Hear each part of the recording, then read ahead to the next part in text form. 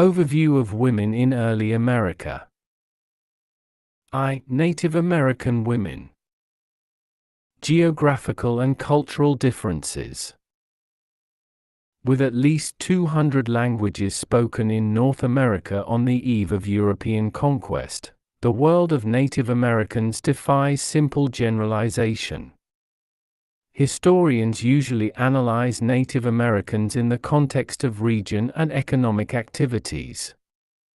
Thus, in the Southwest lived agricultural peoples, the Pueblos.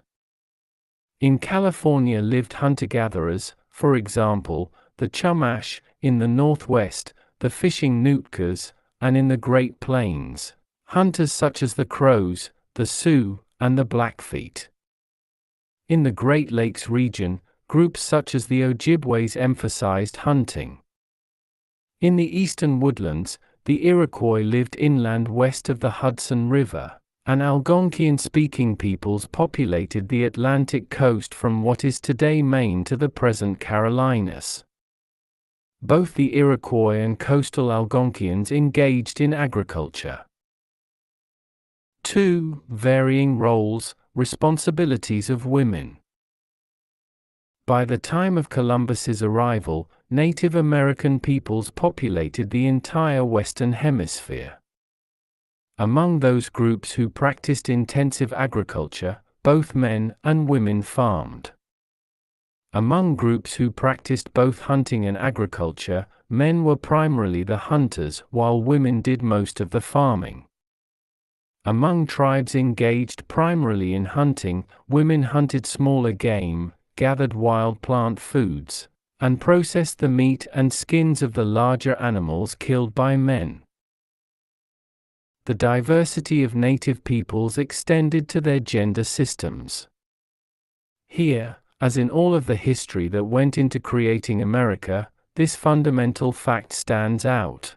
The divisions between the worlds of men and the worlds of women, the distinctions that we call gender, were omnipresent but infinitely varied. In horticultural societies, where people depended on corn and other crops, lineage was generally traced by matrilineal descent, or through the mother's line. In hunter-gatherer societies, lineage was often determined by patrilineal descent, that is, through the father's line. Women's experiences after marriage depended on whether they were expected to live among their husband's people, patrilocal marriage, or whether their husbands came to live with them, matrilocal. Indigenous women's daily work varied according to where they lived and what foodstuffs were available. For example, women planted and tended corn in both the Northeast and the Southwest, but Southwestern women spent more time irrigating their crops. Women also had different degrees of status and autonomy in their societies. No matter what specific tasks were included, roles related to economic activities were a powerful determinant in Native women's lives. In many Indian nations, women had more power and sexual choices than most European women of their time did, albeit in the context of clear distinctions between the labor and responsibilities of men and women. In other words, in traditional Native societies, relations between the sexes were characterized simultaneously by difference and by a degree of equality. The following examination of two well-documented groups reveals the diverse lives of Native American women and their cultures. Previous next.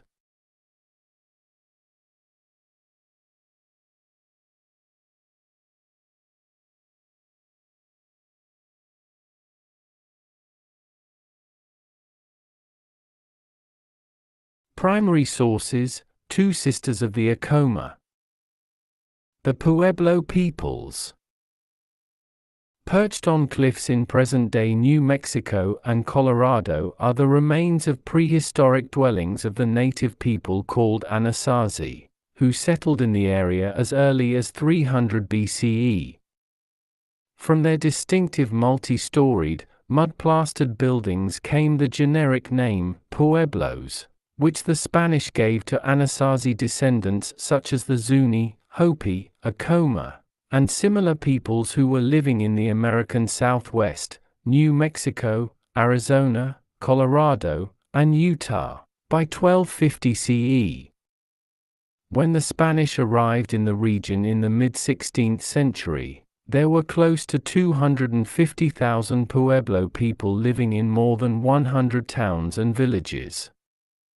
The Pueblo peoples encompassed 7 language groups, and undoubtedly customs and rituals varied from tribe to tribe, despite many points of similarity. Like many other Indian peoples, the Pueblos apparently experienced much social disruption in the years preceding conquest. The hostile incursions of more nomadic Apaches from the Great Plains into their region may have been one of the causes for significant Pueblo migration and change in the region during the 13th and 14th centuries. By the 1500s, the Pueblos were already practicing intensive agriculture, growing corn, squash, and beans. As in other societies, labor was divided by sex. Men traded goods and provided defense, they also tended the corn crop. Men collected and placed the timbers for the construction of their homes, but women plastered the walls. Women's work centered on what went on within those walls, the inside of the community. They created pottery, made moccasins and blankets, and, most crucially, prepared the food. Grinding the dried corn was women's work, a task that daughters and mothers shared. Women viewed their food production as vital to their people, as something spiritual, a point reinforced by the Acoma Pueblo origin story. Two Sisters and Acoma Origins. According to the Acoma Pueblo Indians' origin story, the first women in the world were 2 sisters, born underneath the ground and sent above by Tzictanaco, thought woman.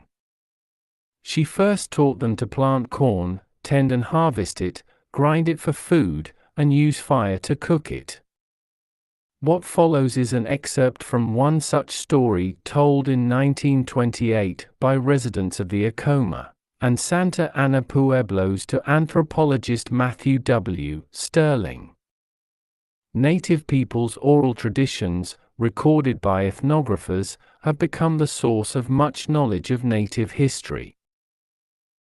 Tzictanaco spoke to them, "Now is the time you are to go out. You are able to take your baskets with you.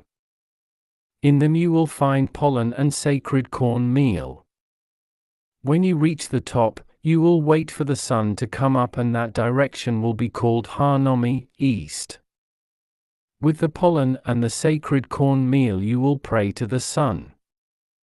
You will thank the sun for bringing you to light, ask for a long life and happiness, and for success in the purpose for which you were created." Tzictanaco then taught them the prayers and the creation song, which they were to sing. They now prayed to the sun as they had been taught by Tzictanaco, and sang the creation song. Their eyes hurt for they were not accustomed to the strong light.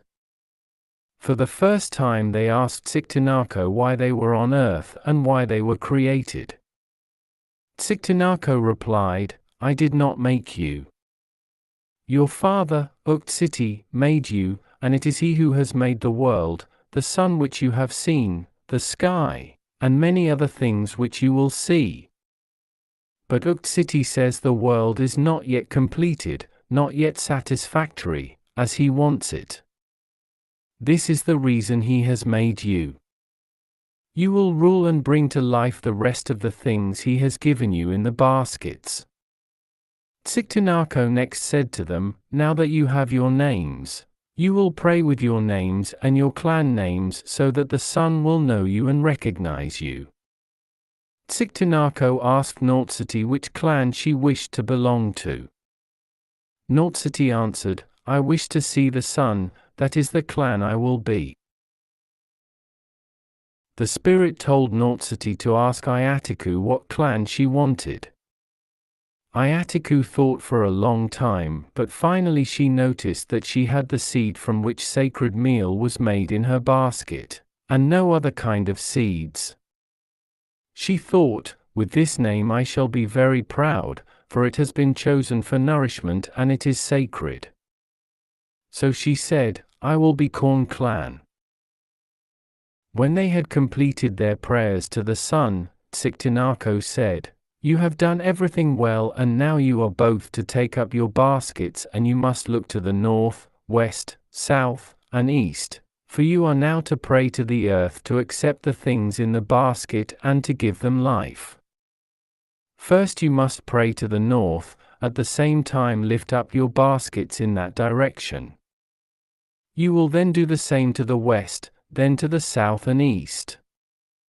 They did as they were told and did it well. And Tsiktinako said to them, "From now on you will rule in every direction, north, west, south, and east." Source: Matthew W. Sterling, Origin Myth of Acoma and Other Records, Washington, D.C., Smithsonian Institution, 1942, 3-5. The Iroquois Confederacy.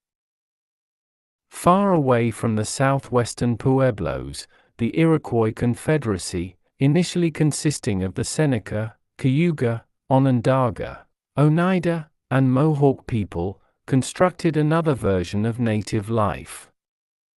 In the forests of what became New York State and Ontario, Canada, an estimated 20,000 to 30,000 people lived in perhaps 10 villages at the turn of the 17th century.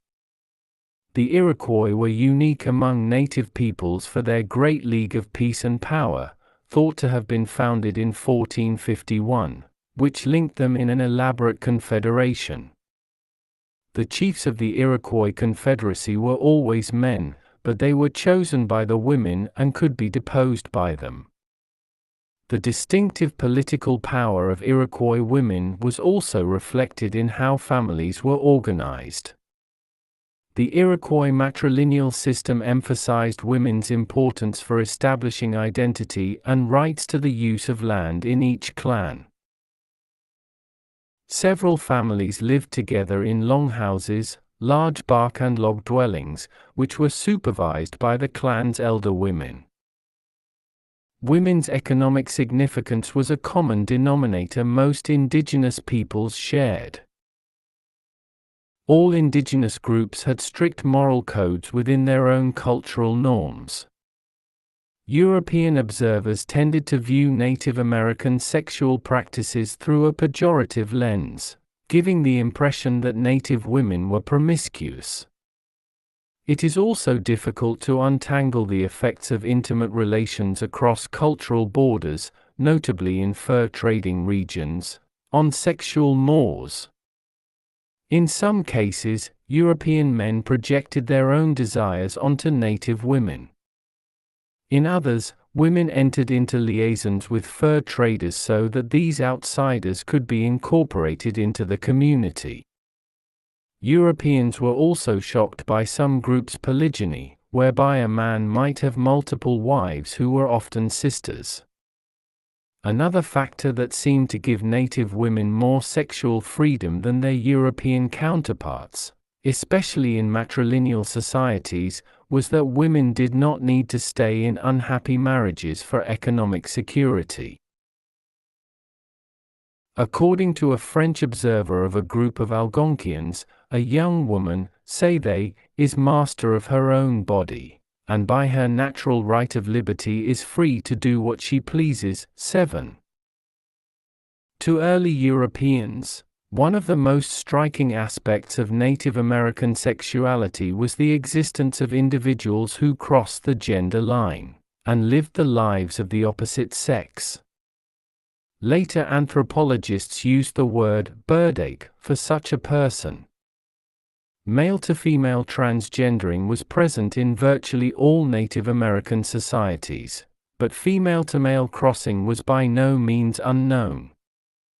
Modern feminist theory contends that the possibilities of gender extend beyond two categories, and evidence for this is striking in several traditional Native American societies. In the 1520s on Mexico's northern frontier, Cabeza de Vaca recorded, "I saw one man married to another. And they go about dressed as women, and do women's tasks, and shoot with a bow, and carry great burdens. And they are huskier than the other men and taller." The explanations, and probably the causes, of transgendering were multiple. Some men may have been responding to desires to play the female role, although there is evidence of male homosexuality in native cultures that took other forms. In some cases, the bird-ape was an especially spiritual person whose path across the gender divide was dictated by a youthful vision quest. Despite their relative sexual freedom and the importance of their economic contributions, most Native American women held no formal political power. The Iroquois matrons were one exception.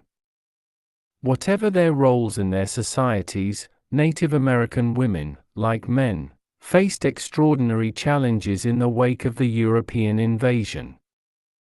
Historians often describe the interaction of the two worlds of indigenous peoples and Europeans in the context of a Columbian exchange. Enslaved Africans and European settlers were the human part of the exchange. From the Americas, the Europeans took gold and silver, furs, fish, and crops such as corn, potatoes, and tobacco. To the Americas, they brought disease, Christianity, and new technology. The meanings of this complex process of conflict and contact varied for indigenous peoples. But overall, these changes would have specific, and usually damaging, effects on Native women. Previous next. Primary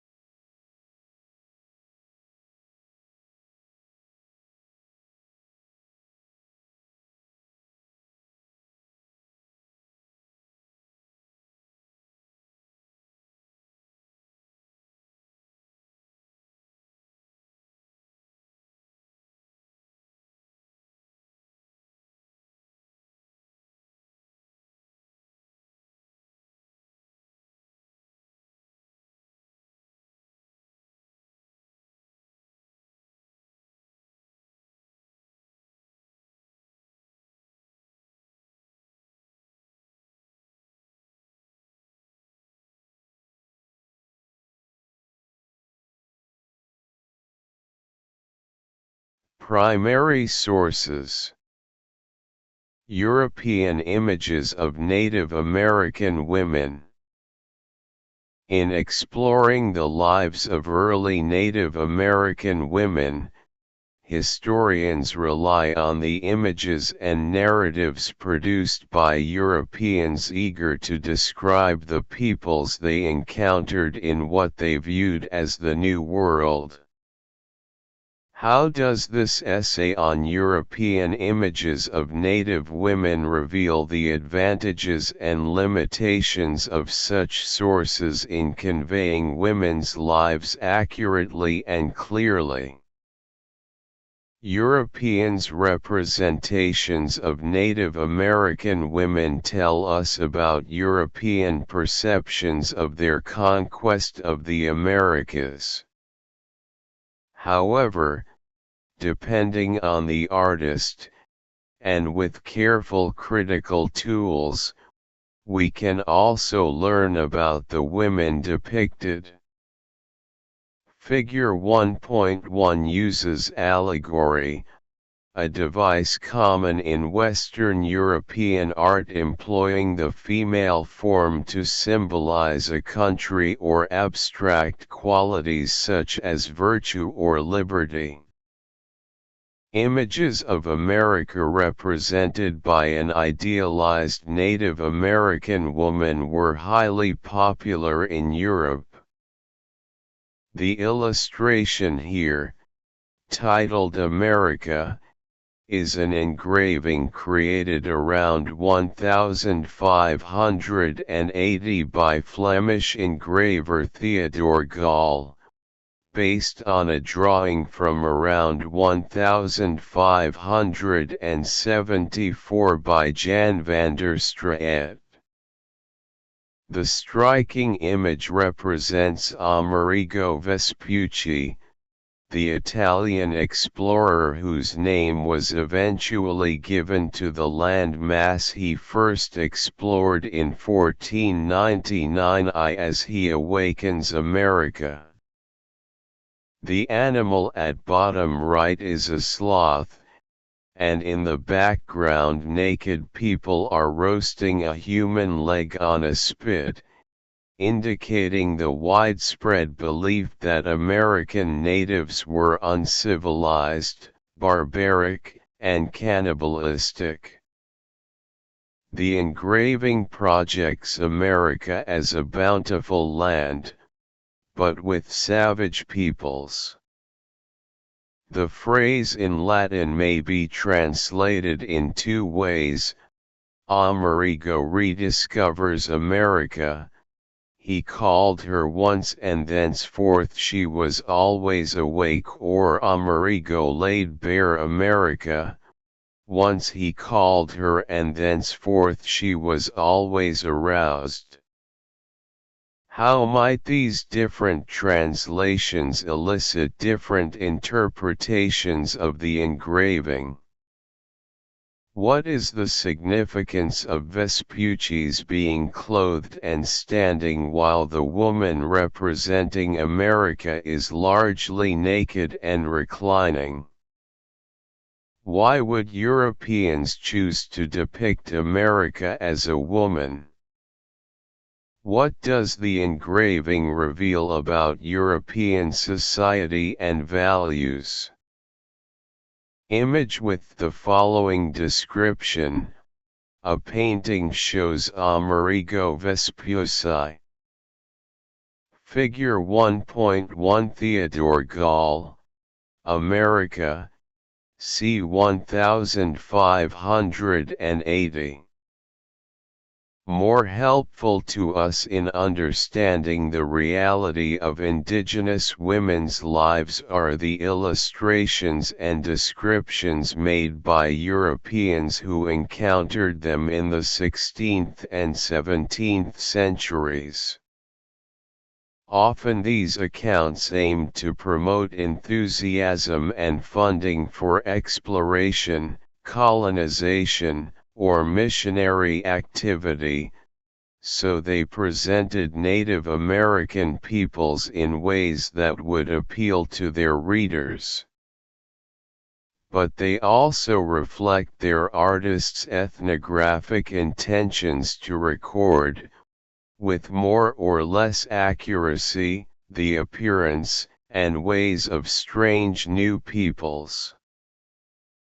Publications such as Theodore de Brye's multi-volume Great Voyages, 1590, provided texts with illustrations detailing geography, information about flora and fauna, and accounts of native peoples. A native of Flanders, de Brye had a fervent interest in promoting the colonization schemes of Protestant nations on a continent where the Catholic French and Spanish had already established a foothold. His depiction in Figure 1.2 must be analyzed with his point of view and purpose in mind. The image is based on the work of artist Jacques Lemoyne de Morgues, who had spent time in Florida when the French had an outpost there. The drawing purports to describe the Timucua, a Muskogean-speaking people. Timucuas were a matrilineal, agricultural people who raised corn, beans, and squash. Scholars believe that details in this image such as the dress, the baskets, and the sticks used to punch holes in the ground for planting may be accurate, but the straight rows are apparently modeled after the plowed fields of Europe, and the hoes depicted are Flemish tools. The bodies of the women themselves reflect European ideas of classical beauty. Female nudes were common in European painting. What does this image suggest about the Timucua's sexual division of labor? Image with the following description: a painting shows 3 male workers plowing and 3 female workers sowing corn seeds. Figure 1.2 Indians planting corn, from Theodore de Brye, Great Voyages, 1590. A much later depiction of women's work, Figure 1.3, appeared in Meurs de Sauvages Américaines, 1724, by Joseph-François Lafitau, a Jesuit missionary in the region of Montreal, Canada. It is included here because there are no such depictions of Iroquois women's traditional work in the Great Lakes area from the 16th century. Accompanying his illustration of Canadian Iroquois women making maple sugar, Lafitau wrote, "The women are busy going to get the vessels which are already full of the sap which drips from the trees, taking this sap and pouring it into the kettles which are on the fire. One woman is watching over the kettles while another one, seated, is kneading with her hands the sap which is thickening and in condition to be put in the shape of sugar loaves." Beyond the camp and the woods appear the fields as they look at the end of winter. We can see the women busy putting the fields into shape for the first time and sowing their corn. 22. What does this drawing and description suggest about the work patterns of these Iroquois women? What are the similarities and differences with Figure 1.2? Image with the following description. A painting shows women involved in the making of maple sugar. Figure 1.3 Canadian Iroquois women making maple sugar, from Joseph-François Lafita, Moeurs de Sauvages Américains, 1724. Undoubtedly the most comprehensive set of 16th-century North American illustrations are those of John White, who was not only the most prolific and accomplished European artist of the New World but also governor of Roanoke, the first English attempt at settlement on the North American continent. See pages 21 to 25. Sir Walter Raleigh commissioned White to illustrate plant and animal life and the native peoples encountered in the three Roanoke voyages of 1584 to 1590. White's extraordinary watercolors, such as Figure 1.4, appear to have been accurately painted from his careful observations of the coastal Algonquians, who lived on the outer banks of today's North Carolina. Among most Algonquian peoples, men and women ate separately, although these Carolinians seem to have had different practices.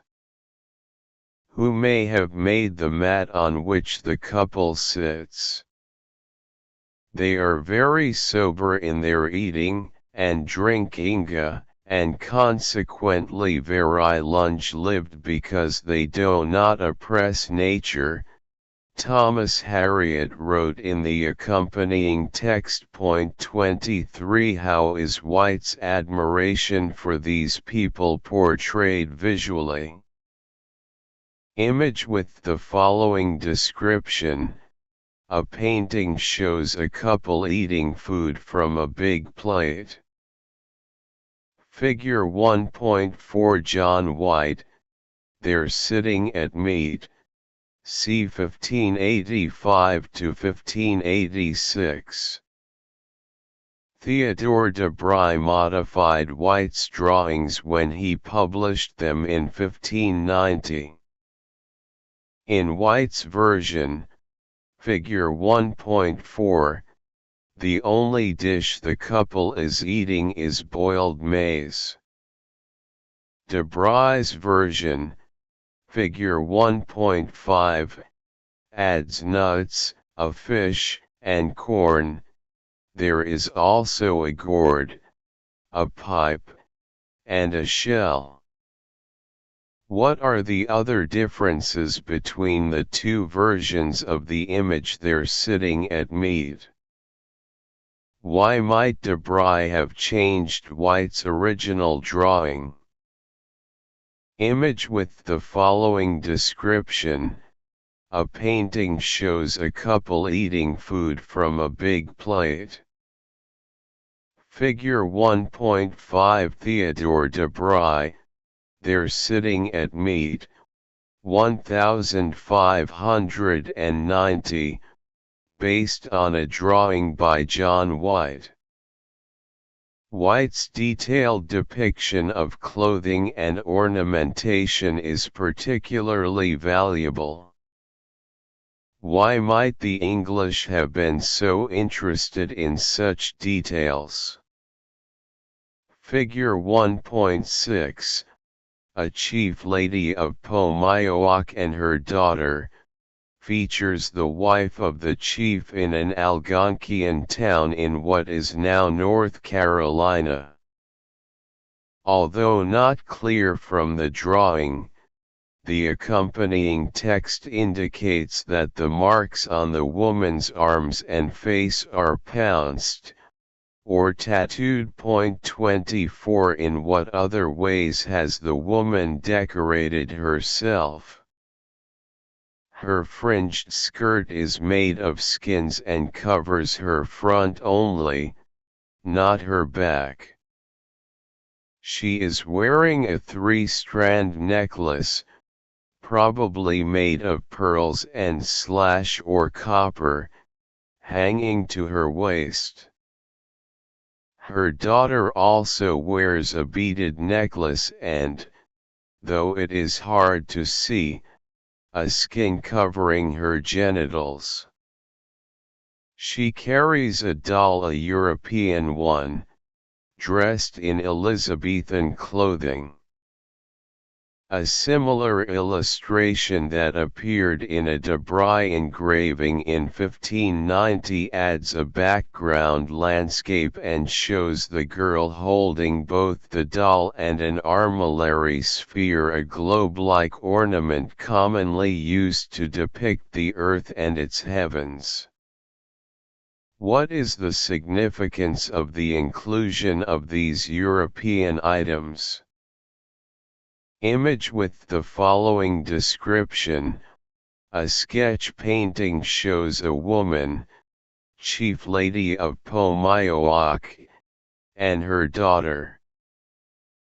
Figure 1.6. John White, a chief lady of Pomayoak and her daughter.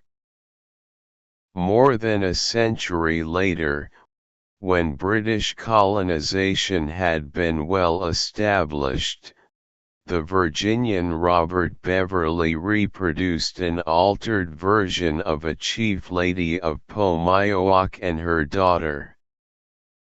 In this image, a woman, and a boy running after her. Figure 1.7. The doll and armillary sphere have been replaced with an Indian rattle and an ear of corn, and the daughter has become a boy.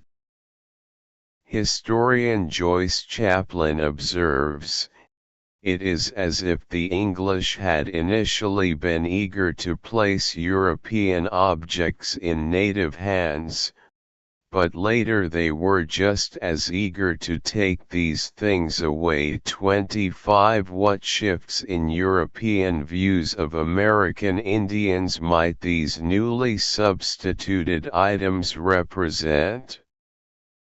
What is the significance of the text labels added to the later image? Why might the 18th century version have changed the gender of the child? Image with the following description: a sketch painting shows a woman and a boy. Figure 1.7. Robert Beverley, a woman, and a boy running after her. 1705. While most of White's paintings focus on the Atlantic coast Algonquians with whom he met and lived, a small part of his work focused on Aleutian Islanders. The British explorer Martin Frobisher sailed in search of a northwest passage to Asia in the 1570s and landed in what is now Baffin Island, northern Canada, between Greenland and Quebec Province. He brought back 2 captives with him, 1 man and 1 woman. White either sailed with Frobisher or met these Indians in London in 1577. In either case, White's attention to detail is once again evident.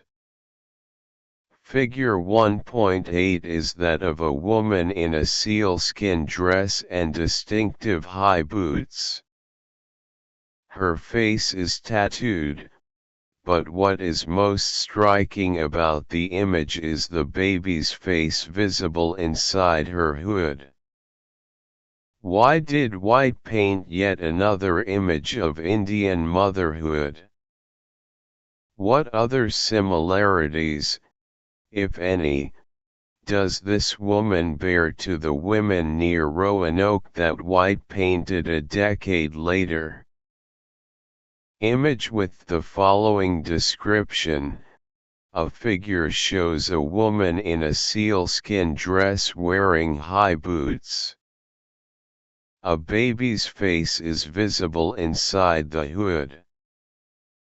Figure 1.8 John White, Eskimo woman, 1577. Pocahontas of the Algonquian-speaking Powhatan people in Virginia is perhaps the most famous Native American woman. Figure 1.9 represents the well-known story of how she convinced her father, the powerful Chief Powhatan, to spare the life of Captain John Smith.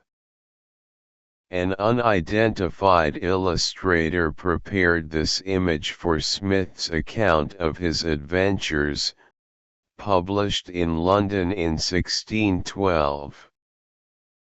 As Smith recounted it, writing about himself in the third person, at last they brought him to Moronicomo, where was Powhatan their emperor.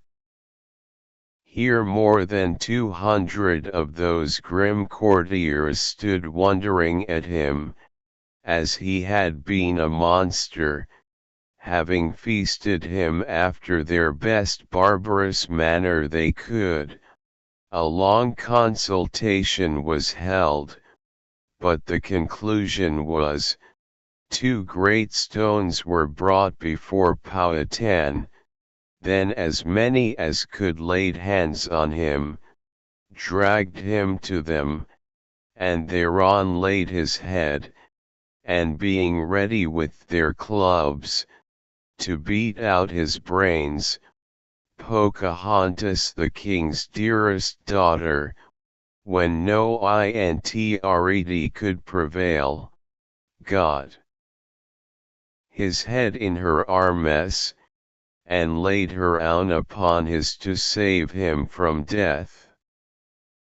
26. What is Smith suggesting about Pocahontas and about himself by this story?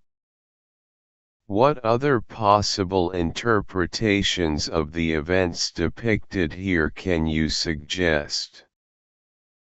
Image with the following description: a painting shows King Powhatan sitting on his throne and Captain John Smith lying on a table.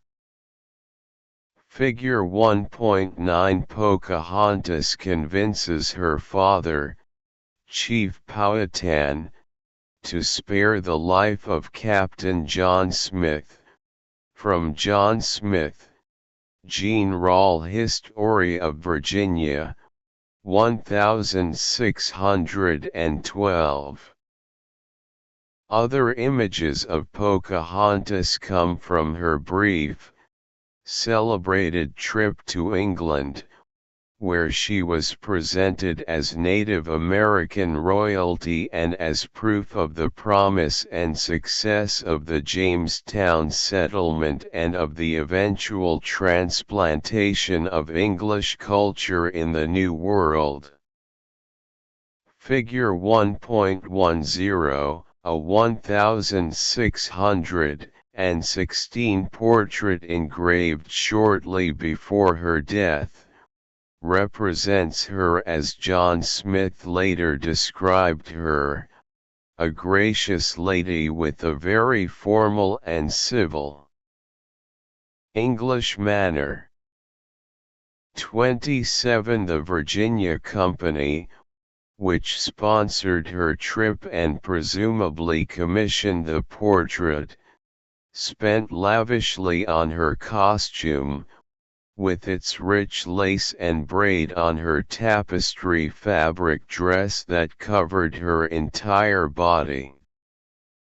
On her head, Pocahontas wore a high capotane, headwear conventionally reserved for men, although some elite English women had controversially adopted the fashion. 28 The ostrich feather fan in her hand symbolized royalty. Why might the Virginia Company have sponsored this representation of Pocahontas, and how might Pocahontas have shaped her own self-image? How does this portrait compare to that of the then recently deceased English Queen, Elizabeth, on page 22? Image with the following description: a portrait shows Pocahontas. Figure 1.10 Simon van de Passé, Pocahontas, 1616. Questions for analysis. This visual essay features European images of early Native American women and cautions that we must read these images carefully in using them to understand Indigenous women's lives. What limitations do these images have as historical sources? What commonalities do you find among the different representations here of Native American women? What differences? One important characteristic of Native societies was the sexual division of labor. In what ways do these images depict women's economic participation in their communities?